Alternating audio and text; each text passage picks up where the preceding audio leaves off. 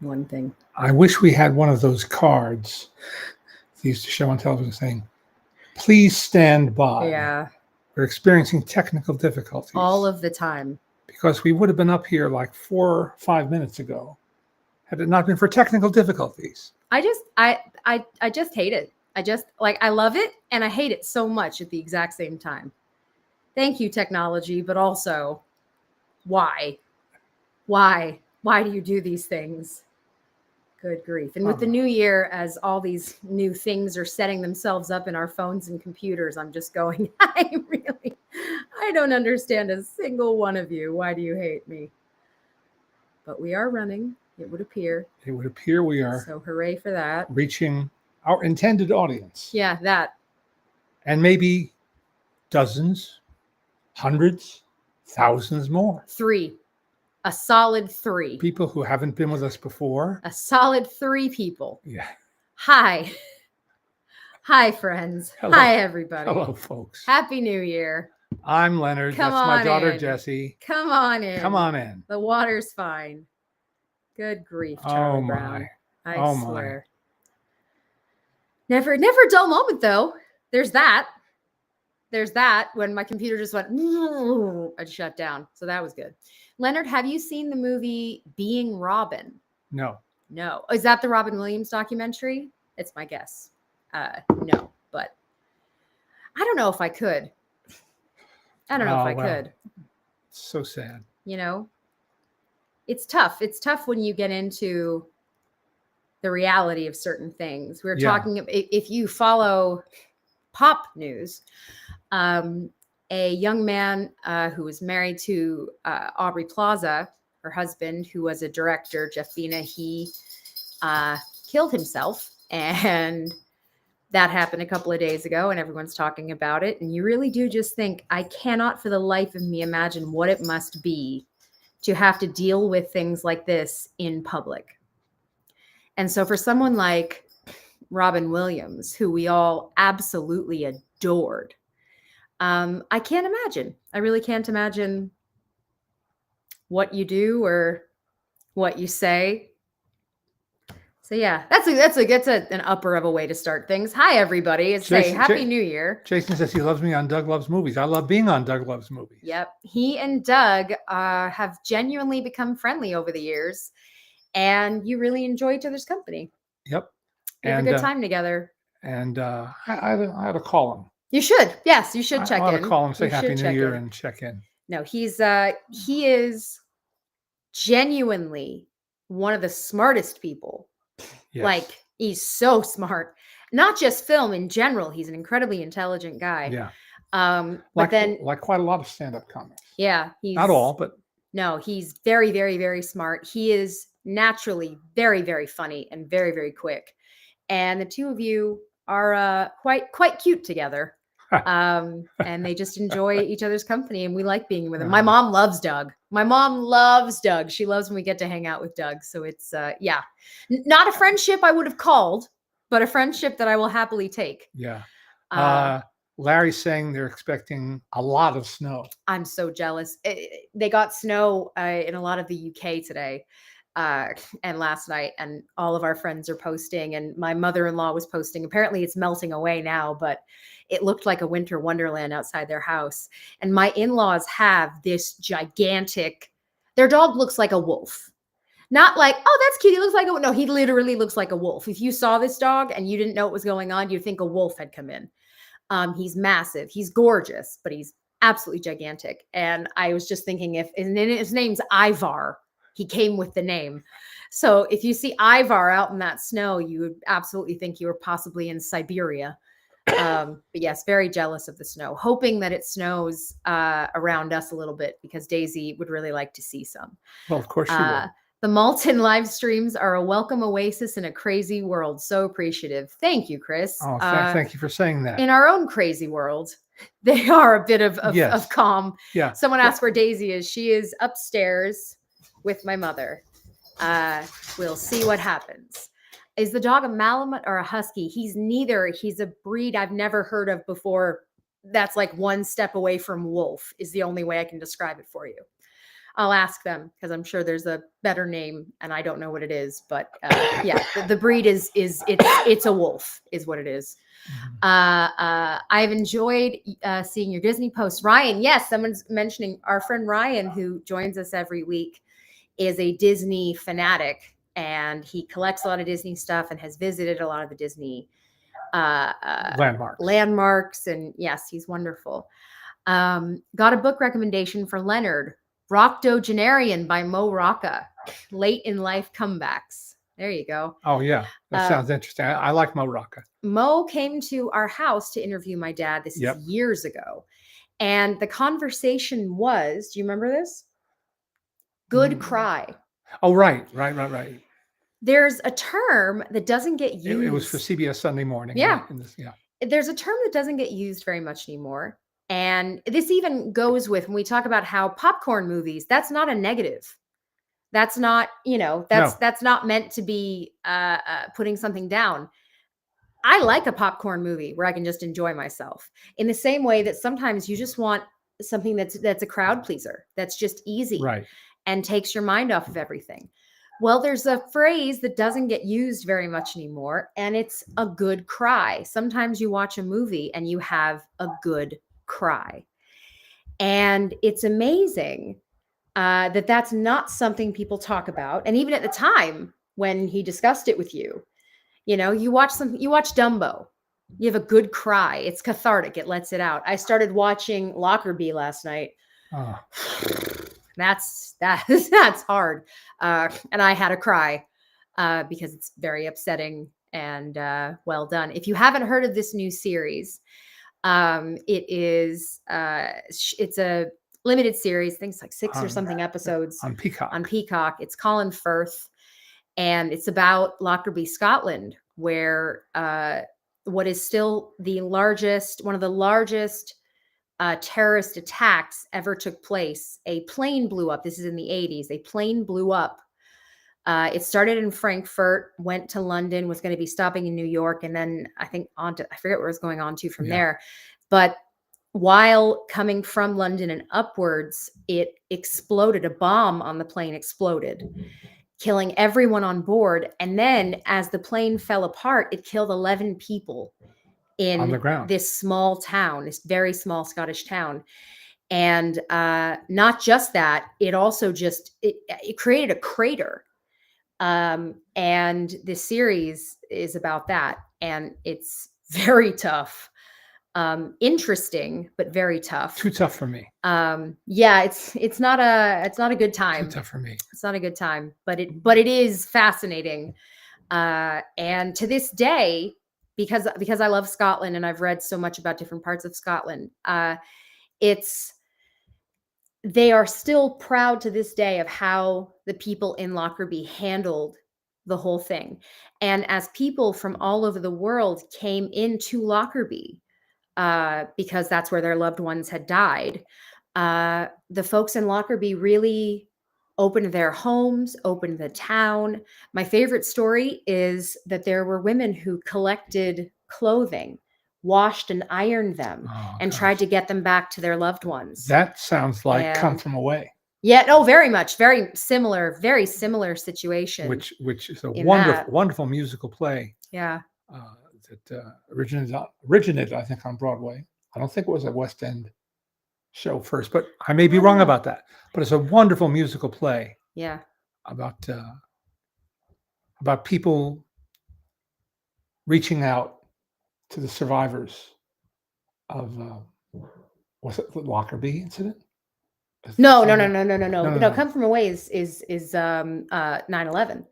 Right. Comes from September 11th of all the people that they landed planes that were still there. Were multiple planes obviously in the air when they had to divert them from, and they ended up diverting them to Newfoundland, Canada. And all of a sudden these people, like 10,000 people, were put into these very small towns, and they were sort of welcomed, and it's beautiful. It's crazy, but it's beautiful the way that sometimes things work out. One second. Your movie guide offering this week, Family Man, qualifies as a good cry, a warm, heart-hearted, sweet, good cry. Yes, very much for that. I'm glad you agree. Thank One you. of my good cries will always be Simon Birch. Oh, well. That movie makes me weep like a child. Alan says, your occasionally weekly broadcasts are what get me through the week. I feel like you're great movie-loving relatives that I visit with every week. Thanks, Alan. That's how we feel too. That's nice. Doug says, my girlfriend had a classmate in high school who died on that flight. Yeah, and it was huge. It was a very, very big deal. It touched a lot of people. So yeah, pretty crazy. Have I anything to say about Local Hero? Yes. Watch it. And if you haven't watched it lately, watch it again. There you go. Bill Forsyth's wonderful film from 1983, I think. Yeah. Hard to describe the charm of that film. Yeah. But it works its charm pretty consistently. I don't know anyone who doesn't like that film or even love that film. Yeah. Yeah. And when it was new and it caused this word of mouth, buzz, everyone was wondering, well, what's he going to do next? And that was a tough act to follow. Yeah. And Bill Forsyth made several other films, which were pretty good, but not quite. Nothing like that. Yeah. Well, that is lightning in a bottle. We talked about this with you guys all the time. It's such a strange situation when we all get excited about someone, I mean, the one that I think comes up the most easily always is going to be M. Night Shyamalan, right? Because when you come into the world with Sixth Sense and everybody kind of went, oh my God, and then you've yet to make another movie that's as good. Some of his stuff I don't mind. Not only not as good. Yeah. Some of his stuff is terrible. Really out there. Some of his stuff's terrible. He talked a good show. I interviewed him at the time of Sixth Sense. Yeah. He still talks a good show. If you hear him, he's a great filmmaker in his head. He's a great filmmaker in his head. I also just really love, I don't know if you remember when Gray interviewed him, or one of the first times she interviewed him, he goes by Night. So you talk to Night. Yeah. And I just can't keep a straight face when I say that. So Night, tell us about, I can't do it. Yeah. Eric says, I can't watch films about terrorism or school shootings, much like my grandparents could never watch the Zapruder film. I get it. Yes, we get that. Yeah. It is really hard. Thank you. Ken says, by the way, just a quick plug for your Patreon. Your monthly visit to the memorabilia from the Maltin Museum is incredible. Thank you, Ken. Oh, thank you. I'm glad you appreciate that. My dad has so many toys to share.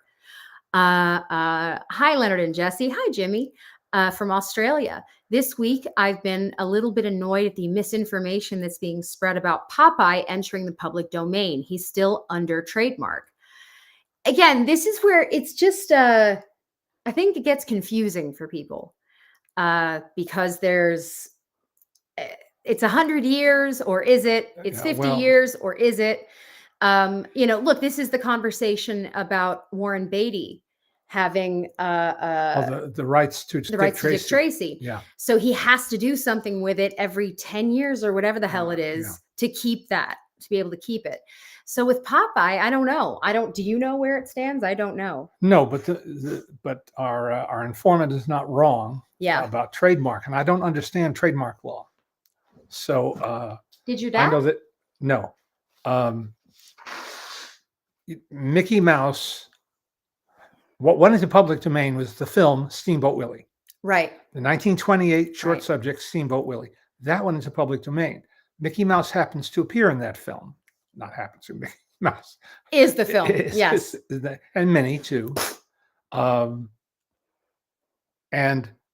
not Stephen Colbert. Jon Stewart. No. John Oliver has been having fun. They made a walk around Steamboat Willie character. Oh, very funny. Which is very, very funny with the cap and everything.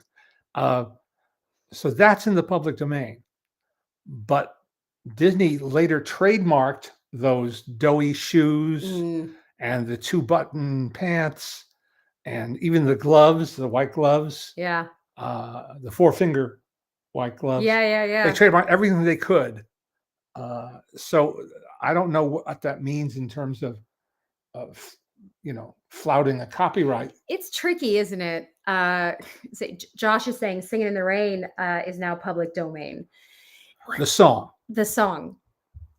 not the film. See, again, this is where it's all so damn tricky. Ken is saying, do you think the Dylan and the Robbie Williams biopics will translate into new fans for both of these singers? Well, I think that's the whole point of doing them. Is the hope is that more people discover. We were talking about Robbie Williams last night. My parents saw the movie and didn't like it. But to be honest with you, I didn't think they would. Yeah. They have no idea who he is. They are not in any way familiar with him. I have no acquaintance with Robbie Williams. They don't know Take That, the band that he was a part of. So it's like, unless, and the music, his music, which I'm a fan. I like Robbie Williams. I like Take That. But again, I'm an Anglophile. I've listened to them for years. I wouldn't expect the music to get you because it's really good pop music. And I really like Robbie Williams' voice. I think he has a lovely voice. But there's nothing in it that would have them going, oh, this, it's not like the Elton John biopic. Yeah. Elton John's songs, however you feel about him as a human, he writes incredible music. Yes, he does, and has for a long time. And his songs, I mean, I still think, and I'm hardly the only one, Tiny Dancer is one of the greatest songs ever written. And the music and the way that as soon as you hear it playing, that's why that scene in Almost Famous gets shown so many times. Sure. Where they all start singing it, because it's just one of those, you just can't help it. And a lot of his music is just beautiful. So I would understand someone watching the Elton John biopic, not knowing his music, listening to it and going, oh, okay. I'm gonna need to figure this out. You loved Complete Unknown. Yeah. And within that, you're not just seeing Bob Dylan, you're seeing a whole bunch of other singers of that time. So there are notably people, Joan Baez. Yeah. And we don't get to see Woody Guthrie perform. No. But Pete Seeger. Yeah. And then who does Elle Fanning play? A composite character. Oh, okay. His girlfriend of the time. Okay. But so, I would But it's a wonderful movie. And I'm not a Dylan fan. Hmm. Of course, I have a certain affinity for that film because it's my lifetime. Yeah. It's my lifespan that they're reenacting. And so I feel a kinship that I don't feel for the Robbie Williams story. Yeah. Well, Ken, I hope Robbie Williams' song Angels gets popular again. Well, here's the thing. If you're in the UK or Europe, it still plays all the time. That's what I mean. His music is still on, as is Take That. It's still on all the time. So I don't think, I saw this interview with Robbie Williams the other day. It's a few years old. And he talked about how he knows that Americans don't know who he is. And that he married an American, and his goal was just to win over Americans one by one. He said, I married one. Now his mother-in-law likes him. That's 2 Americans. So yeah, very funny. But yes, Edward Norton is fantastic as Pete Seeger. And he's not the first person I would have named to play Pete Seeger. Yeah.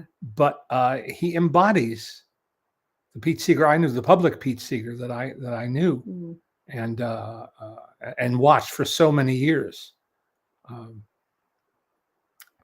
So that film I recommend unreservedly as a non-Bob Dylan fan. Yeah, but he wrote great songs too. Yeah.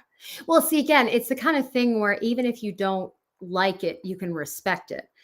If you don't like Bob Dylan's voice because it is distinct. Yeah. You can still say, well, this is a very specific style that didn't exist in this way. And he wrote, some of the songs that he's written. I think that part of what I love about a biopic, but also about documentaries about these kinds of people is a lot of times folks don't know why they know a song or how they know a song. They don't understand. They don't know that a song was sampled, because there's so much stuff. So I think that what I enjoy most is someone watching something and then going, oh, I'd really like to learn about XYZ. And that's a good movie or a good doc is one that ends with you saying, oh, I'd like to learn more about that person. Tell me more. Right. That sounds really interesting. And as I say to my students repeatedly, don't get your history from the movies. Even good, true, so-called based on a true story. Yeah. Based on a real life person. Yeah. Blah, blah, blah. Yeah. Even the best intentioned of those films Don't trust him. Well, look, this is the thing with The Crown. You know, there are a lot of moments in The Crown that are real. And certainly, so someone like my mom, who is, you know, she has Do the gesture been again. my mom. Again, just pointing her. She's up there. My mom. She's in the room up there with Not in heaven, with just my kid. upstairs. She's just upstairs with my kid. My mom, because she loves the royal family, has collected memorabilia of theirs for like 70 years, 60 years. You know, reads about it, has stayed up with it. She loves the history, everything. The Crown is in some ways the perfect show for her, and in other ways a difficult one, because she knows what happened in different scenarios. And so it is really interesting to see stuff come to life. But the part that none of us will ever know is what's said behind closed doors. We just can't. We can never know. As much as we all would really, really like to sometimes, we'll never know what this conversation was, what that conversation was. And that's the part that allows us to be curious and fascinated. You know, when Charles and Diana were alone together towards the end, what did they say to each other? In I think it's either the most recent season of The Crown. I haven't watched the most recent season, or the last one where, no, it's the most recent season where Diana dies. There's a whole scene where Charles is talking to her after she's died, and it's the imagined conversation he would have. Right. Saying to her whatever. Well, for a lot of people, again, talk about catharsis. For a lot of people, that's sort of what they wanted to see. They wanted to know what Charles said when it happened and it was raw. Yeah. Yeah. And he sat down and went, well, if anyone can speculate with knowledge and with some sensitivity and skill, it's Peter Morgan, who, you know, created that series. Yeah. And it did such a great job on the feature film, The Queen. Yeah. With Helen Mirren. Yeah. It's hard. Doug's saying there were conversations with Ron Howard about liberties he took with Frost Nixon. Yeah. I think Frost Nixon is one of the best movies that exists, honestly. Certainly one of Ron Howard's best movies. Because the two of them, Frank Langella and Michael Sheen, are so good. Now, this is one where my dad remembers it. You remember the interview, and you also are familiar with the two men involved. Right. I am not. Outside of just what you know, I knew nothing about Frost. You know, why would I? No. I obviously know about President Nixon, but in what, capacity? Mostly in jokes, right? I think most people around my age only really know Nixon as the jokes that you hear, whether it's the deep throat thing or, just what happened with Watergate, blah, blah, blah, him, doing the peace sign, all of it. I don't know him as a man. I was never in the country when he addressed it, when you saw him on television, when he spoke to you. So for both my parents, that was a very different experience to mine. Of course. But what overwhelmed me was just, they were both, they're two fantastic actors, but they're so good. And the movie is so good. And part of what I appreciated is they didn't do anything with prosthetics to Frank Langella's face. No. He shaved, and he was shaved down. Normally he has, or many times Frank Langella has a mustache. He didn't. So he sort of had the longer face going. And he had the mannerisms.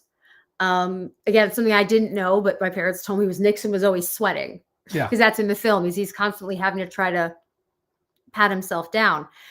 But he didn't need prosthetics. You didn't need that. We know who he's playing.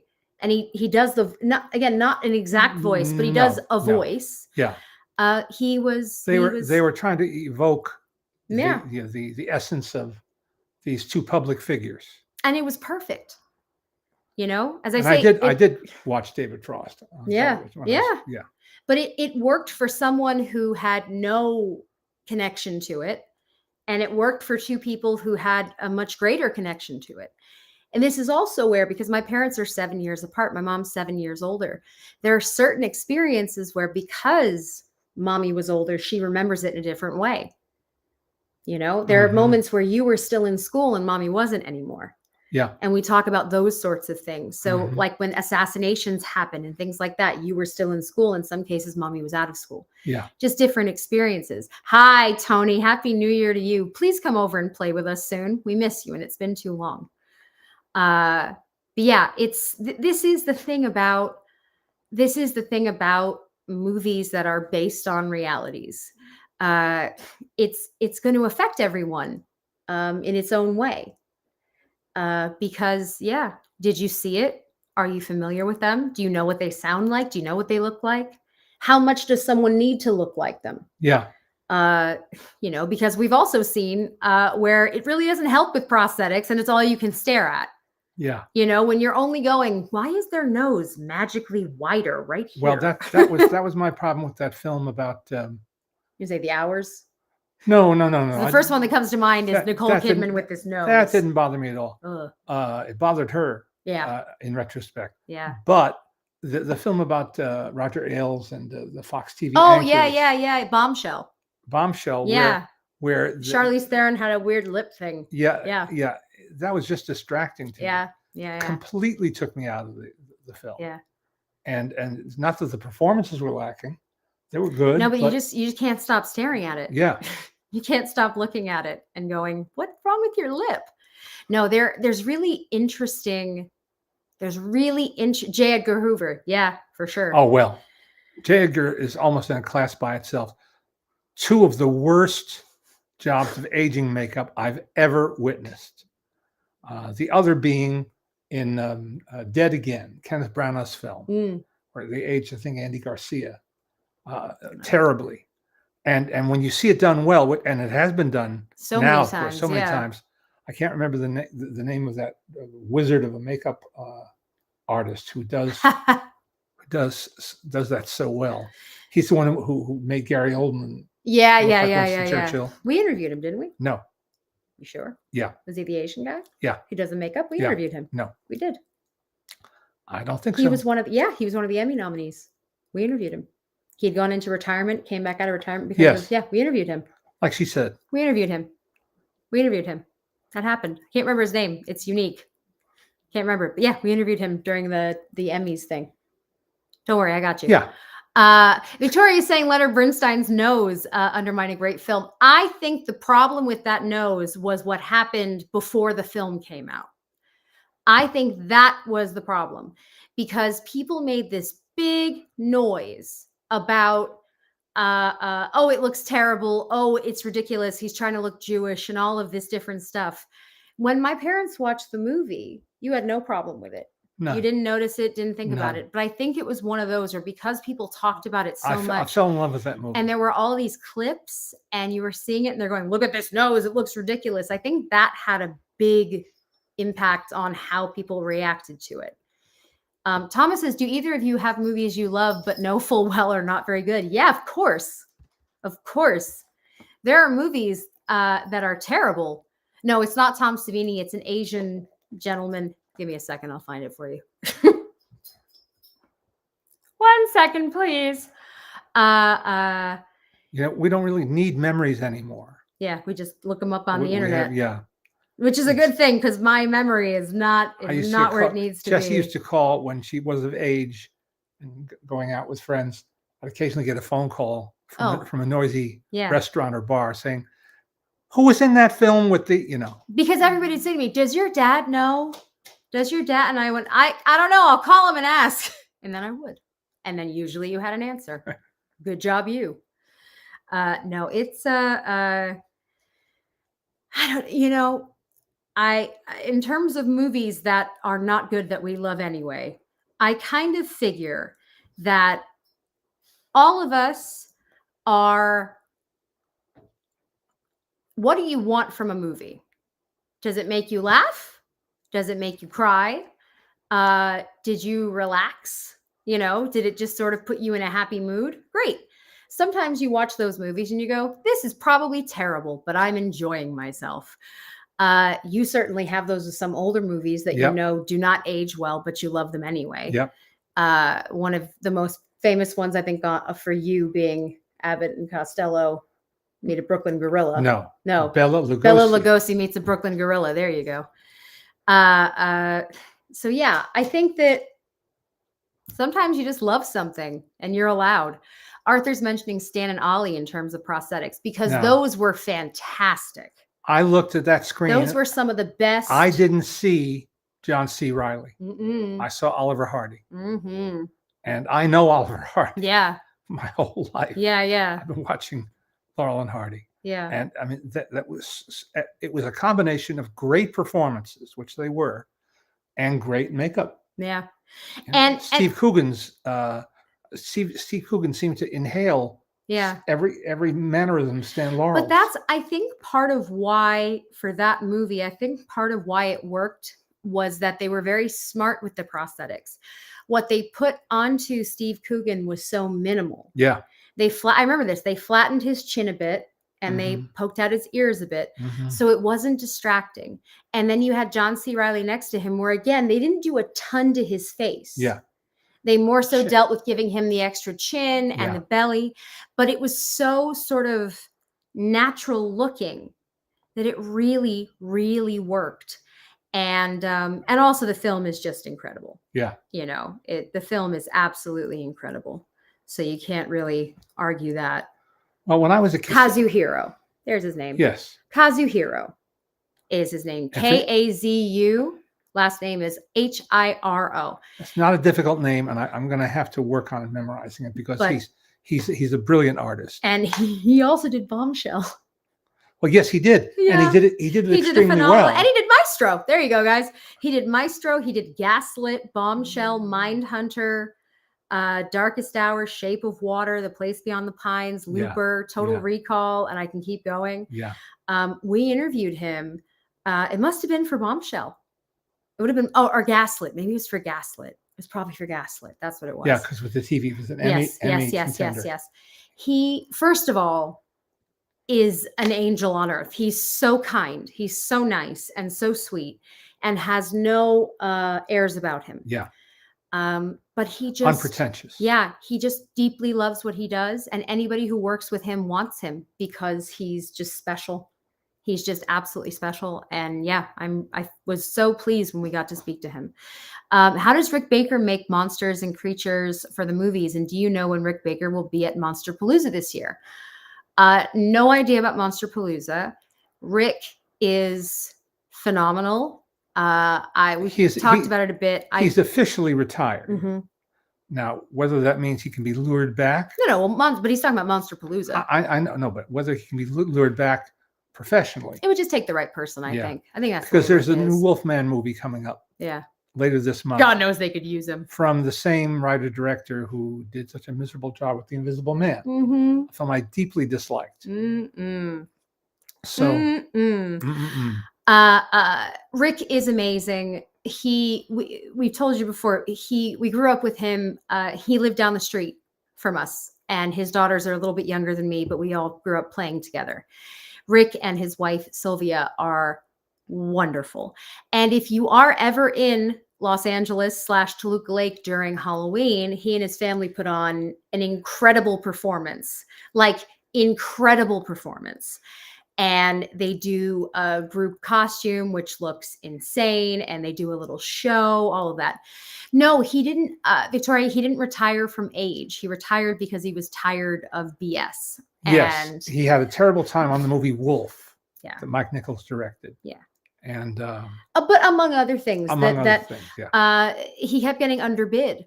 This was one of the hardest parts, is that by former people that proteges, he trained were then underbidding him for films, and people want the cheapest, even if it's not the best, because Rick Baker is the very best. But he now, if you are someone who's on Instagram, he has a really fun Instagram. He makes stuff at home every single day. He paints, he sculpts, he does 3D printing. He's an artist. He has to create. He loves it. And he's just wonderful. He just really, really is wonderful. Yeah. And I love being around him. Talk about unpretentious. You'd never, ever know it was him. He's just totally unassuming and so sweet and obsessed with his family. That's the most important thing in his life, is his family. But yeah, I feel very lucky that we get to spend time with him, because he's just, he's the best. If I could go theater hopping right now, someone just mentioned Steve Coogan is doing the stage version of Dr. Strangelove. Oh yeah. In London, in the West End. I would hop over there to see that. And on my way home, stop on Broadway to see Audra McDonald. Gypsy. And Gypsy. Those are the two theatrical events, I'm sorry I'm missing out on. Yeah. No, I wish we could just magically go see everything. Wouldn't that be nice? Ken saying, who was the old makeup genius? Westmore. Well, the Westmores were the original, like that. If you want to talk like OG, Yeah. that's the Westmore family. Mhm. We recently interviewed a Westmore a couple of months ago because he's written a book about himself, but also the family. Yeah. I think you said when we interviewed him, you said at one point there was a Westmore at every studio. Yep. And it, There were 4 brothers. There was the father, and then his 4 sons. I'm gonna blow this. I can't. Bud, Perce. I knew I'm gonna. Larry, Mo, Curly. No, there's a big old family tree. Ernie. Yeah, big old family tree. Yeah. But they were everywhere, and they specialized in different things. And listening to any of that family talk about it, is really, really fantastic. So yeah, that's the. I want to plug something that just arrived in my mailbox 2 days ago, and it is, and I didn't know about this being done. It's from Classic Flicks, which did such a beautiful job with the talkie Our Gang shorts, aka Little Rascals. They did beautiful restorations, and they keep putting them on sale. If you go to their website, or if you go to a Screen Archives website, you'll see some of the sale prices. They're extraordinary. Well, now he's working on the silent films for which no negatives exist. So he has to work from prints, and he is David Kawas, who doing unbelievable work piecing together the silent Our Gang films, including a couple that were not thought to exist at all. When Dick Bann and I revised our Gang book in 1986, we indicated which of the silent films we could not screen. 1922 to 1923. Man, oh man. And I'll bet Dick was ecstatic over this. I'll bet this is like candy for you guys. Absolutely. Oh, it's we just watched. Mom and I just watched the first one, which is called Our Gang. Hal Roach presents his Rascals in Our Gang. That's how it was built. Man. And then they have comparisons of before and after. Yeah. The restorations. They can do so many things now digitally that never could have been done before. Stabilizing the image if it's jumping a little bit. Oh, there's so many things. It's really wild. It's amazing. Someone said, on the topic of Laurel and Hardy, what do you think of the recent restorations from Flickr Alley? Thrilled. Be still my heart. Be still my heart. I am. And the definitive restoration set from MVD that UCLA and Sabu Cat worked on. I've not seen that yet. But no, but I'm sure it's very good. It's always exciting. It's always really exciting to see them working on this, because it means that, look, if you're going to show someone something they've never seen before, and let's say it's very new to them, they don't know black and white, they're not familiar with the people, the better it looks, the easier it is to ease someone into it. Yep. We don't care. We'll watch anything. It can be grainy as hell. The color can be melting in front of your eyes. We don't care, because it's just, we just enjoy watching it. But if you're going to introduce something to somebody, you want to give it its best shot. Yep. And, that's where the music comes in, the sound, everything. On New Year's Eve, Turner Classic Movies ran the restoration that the Film Noir Eddie Muller's Film Noir Foundation helped to fund, of a film called Repeat Performance, which is all about New Year's Eve. And what did my parents do that made them stay up so late on New Year's Eve, you may be asking? We did go out. We went to dinner with us and some of our friends and Daisy. We went to our local pub that we love so much. And the next morning, Daisy and I were going to go upstairs to see Grandma and Grandpa. And it was almost 11 o'clock and the lights were still out. And I said, Daisy, I think they're still sleeping, which is not like them. And my dad came down a little bit after that and he said, well, we stayed up really late. Why? We were watching Trading Places. They came on, and it was Jacqueline Stewart's pick, following Eddie's pick of Repeat Performance. So that was our double feature. So they watched repeat performance, and then they watched that, and they stayed up till 1:30 in the morning. You party animals. I was asleep before midnight. I was ready to go to sleep, and I said to your mother, if we start watching Trading Places, we won't be able to turn it off. We'll be up till 1:30. She said, so? Good point. Can't argue with that logic, you know? Someone's mentioning the Frida in terms of theaters. Yes, the Frida in Santa Ana is a beautiful theater. We have friends who were married there not that long ago. And yeah, it's a gorgeous theater. Anything we have here is such a, we're very, very lucky to have some of these theaters, and that people work as hard as they do to maintain them. Did you ever meet or talk to Darcy O'Brien? Yes. Yes, Darcy O'Brien is the son of the silent film star George O'Brien, who then became a cowboy star in the 30s. And there's a wonderful, and Marguerite Churchill, who was briefly a star in the earliest days of talkies. John Wayne's leading lady in his first real film, The Big Trail. And their son Darcy wrote a roman à clef, as they call it, about his mother, or inspired by his mother. And it was very good. And he and I became pen pals. He lived in Oklahoma, I believe. And he died young. He died much too young. I get wistful when I think about that. But there's a wonderful short subject that I think is online called The Only Girl in the Band, The Only Girl in the Orchestra, something like that, about their daughter, Aura O'Brien, who was the principal double bass player in the New York Philharmonic. And she has framed a wonderful like endorsement of her talent by Leonard Bernstein. And it's a very interesting short about this remarkable woman who has lived a pretty remarkable life.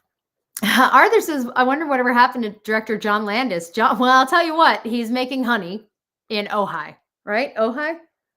Backyard. Is it? I thought he was doing it from Ojai. Oh, I don't think so. Oh, well. Yeah, we just got his honey for Hanukkah. If I'm wrong, I'm wrong. My dad and my mom have been friends with John most of my life. And Deborah, yes, his amazing wife, Deborah Nadulman Landis. If you are not familiar with her, you should be, because she is a costume designer and did little things like Indiana Jones, stuff like that. John is good. He works a bit when he feels like it, but he kind of just focuses on what he wants to do. And we've had him on our show, on our podcast twice. And they love to travel. They love to travel. He and Deborah, that's their greatest passion. You two, though, we can leave you in a room and you'll go forever. Sometimes it's one of those things. Sometimes you'll call them on the phone. You did the other day. You were trying to remember something and you call them and they'll just sit. They just nerd at each other and it's adorable. Because you love so much of the same stuff. Yes. You know. Well, we're exactly the same age. Yeah. And we grew up with the same. Yeah. Pop culture references and exposures. I love John. You can pretty much ask him anything. He's one of those people. And I realized that I had never asked him about Michael Jackson before, because if you're not familiar, he did Thriller, but he also worked with him just in general on several videos. And I said, what was it like? And he talked about going into Michael's trailer on set. And he talked about how, you go in and there would be Elizabeth Taylor or someone like that just stopping by to say hello. He said it was quite surreal. Also, his Michael impression is hysterical. He does Michael's voice, and it's very, very funny. But yeah, Mommy was just saying, because you guys watched Trading Places, Mommy said, wow, John's really good. And he is. And he loves it. And he really loves it. Eric, I agree with you about Innocent Blood. I think that's an underrated movie. Yeah. Seriously underrated. Yeah. He's really, hi, Logan. He's a really talented guy. I saw John Landis in Psycho 4 the other day. Sure, why not? Hi. Have you brought pins? My dad has brought some pins down. Well, I thought it's time to rifle through this drawer. The pin drawer, yeah. Okay. So I'd say one that you've probably had, not the longest, for a pretty damn long time.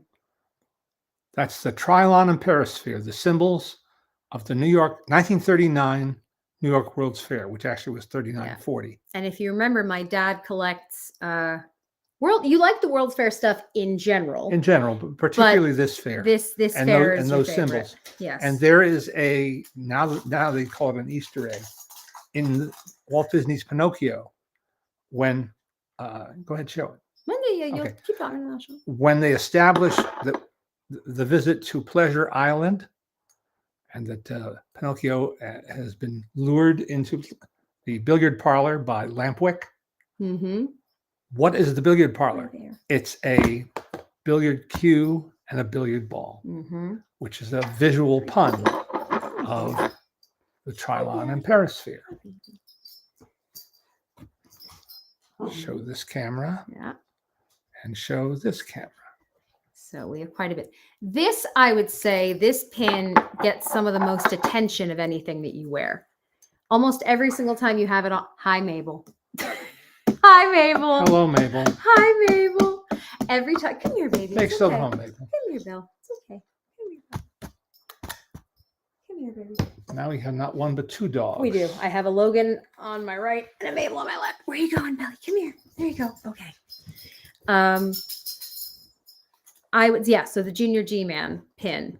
This, I think, gets the most attention of almost anything that you wear. This and anytime you wear any of your sheriff badges. Yeah. They always, if he wears one of his sheriff badges, here's one here. If he has a bunch of sheriff badges because my dad, like most, really wanted to be a cowboy. If he wears any of these, they always get attention.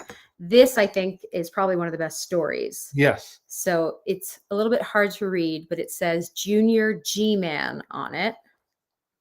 In the mid-1930s, when the FBI was formed before that, but it was really sort of rebooted or reinvented. And its director was J. Edgar Hoover. And he was a hero because he was catching bad guys like John Dillinger and people like that. Shirley Temple was then reaching the height of her stardom in the mid-30s and worked at Fox, had her own school teacher. She did not go to the school room that they had for other juveniles on the lot. And she was the most famous person in the world, Shirley Temple, I would dare say. She had these badges made up for her crew. She tended to have the same crew from film to film at the Fox studio. And she made up these Junior G-Man badges. How do I know this? She told me. I heard this from Shirley Temple, one of the 2 times I got to meet her and spend some time with her. And then she did, and she had rules. If you forgot your badge one day, you had to put a dime or a quarter into the kitty, and that was used for some charitable purpose. And then she had a second badge made up. It said Shirley Temple Police. And what this little girl had to endure, because every visiting fireman who came to Los Angeles wanted to have their picture taken with Shirley Temple. So she had to sit on various gentlemen's laps for a photo op. And she got to judge people by their bony knees. This is a woman who later became a diplomat. There's a reason. She learned how to endure those kind of things early on. She was so smart and really thoughtful. Yeah. And I think spoke about her fame and everything else in an extremely articulate way that a lot of young folks hadn't. She could sort of explain her feelings in a way that I think made people sort of question kids in film in general, sort of showing the good and the bad of it. But yeah. But that's one of my favorite pins, and people always ask you about it. This is another really good one, just because it's you talk about random, right? My dad, you'll say, well, why do you have XYZ? And why? Because he likes it. This one says 1935, 1936 chauffeur 29917 California. It's a chauffeur pin. It's to prove that you are a licensed chauffeur. Because why not? Why not? This, I think, is probably one of your prized possessions. It is. It says Paramount on it. Let me get it to. There we go. That's the original Paramount logo with the clouds at the base of the mountain. Yeah. And it was your employee number. Yep. I doubt that Ernst Lubitsch wore that. Yeah, probably not. Probably not a thing that he. But perhaps some makeup artist did. Yeah, you never know. Or a machinist. Yep. This one's been bent a bit, but still good. This is a Roy Rogers deputy badge. Now, what makes me a little sad is when I wear this one, which I like very much. I'm going to hold it as close as you do that. You're better than I. Yeah, people don't know who it is. People don't know who it is. That's Guy Madison and Andy Devine as Wild Bill Hickok and his sidekick Jingles. Wait for me, Wild Bill. Am I Jingles? No. Sponsored by Kellogg's Sugar Pops. Sugar Pops are tops. Yeah. My dad, again, really likes these sort of, so this says RKO Studios electrician. He loves these kinds of knickknacks. I think because they are so truly random. Like they are. It's so, what pin are you wearing? Oh, it says RKO Studios electrician. Why? Because why not? I love this one. This is again, my dad does have a lot of Western pins because he wanted to be a cowboy. This is the Buck Jones Club here. A horseshoe pin. If you didn't get the visual reference. You see, Westerns. Which ones which are your that you want to share? I have so many here I like. So here's Hal Roach Studios. Hal Roach Studios Inc. Another one like this. So yeah, I really like putting these on him. If we can't think of something specific, normally the way we use our pins is based on what we want someone to see. So if he's going to something that's science related, we'll try and do this. If we know that, like when he was going to interview Johnny Depp loves Buster Keaton. So he had a Buster Keaton pin, things like that. We sort of try to apply the pin to the situation. And we have so very many to choose from that we do that. But then every now and then, if there's nothing specific, then we'll put one of these on just because we love people going, what is it? This is a Jackie Coogan in Circus Days pin. From the 1920s, which means it's about 100 years old. Mm-hmm. Which is staggering to realize. Yeah. That's when he was he preceded Shirley Temple as the biggest child star in the movie world. Yeah. Nick noticed, yes, I have, Nick noticed my Cinderella up here. Yeah. They, it's hard to see because it's at a weird angle. But yeah, I have Jacques and Gus here on my arm.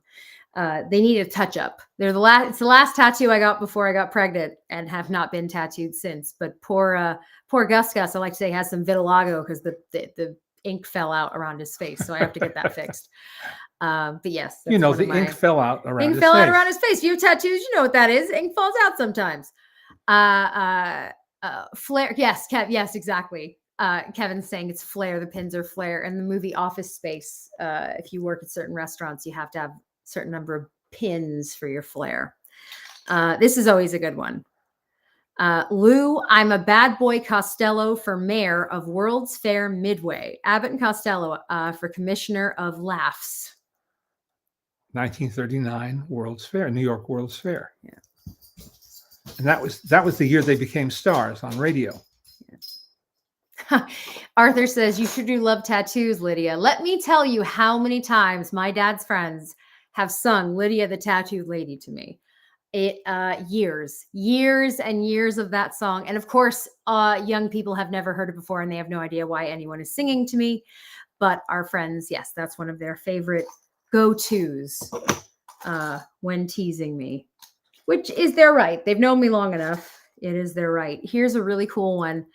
It says Cecil B. DeMille's world premiere Union Pacific.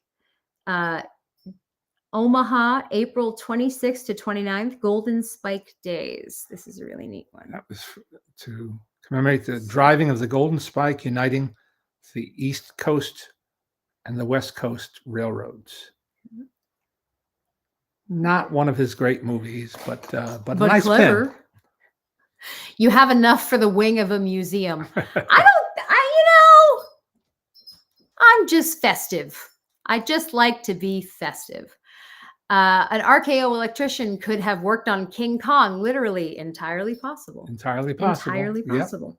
Well, again, that's part of what makes them fun, honestly, is sort of thinking about, especially the ones you have that aren't as old as they are, like your Sam Pecks. All of your Sam Pecks are 100-something years old. Well, yes, they're all from the late teens.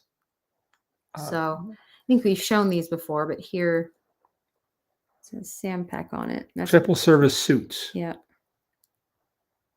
That's what that means? William S. Hart, right? Yes, it is William S. Hart. Yeah.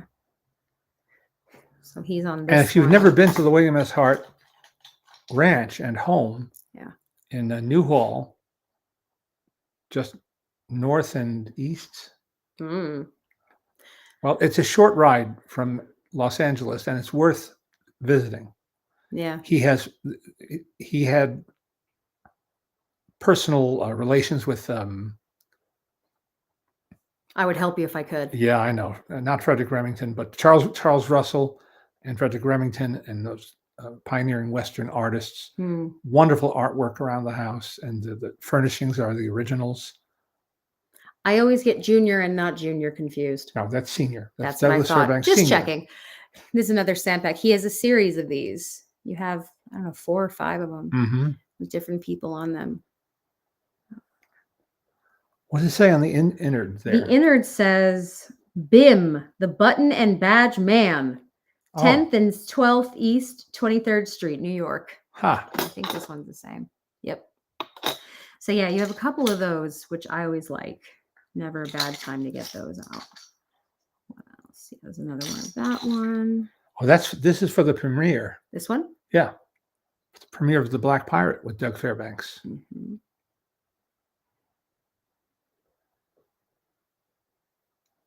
1926.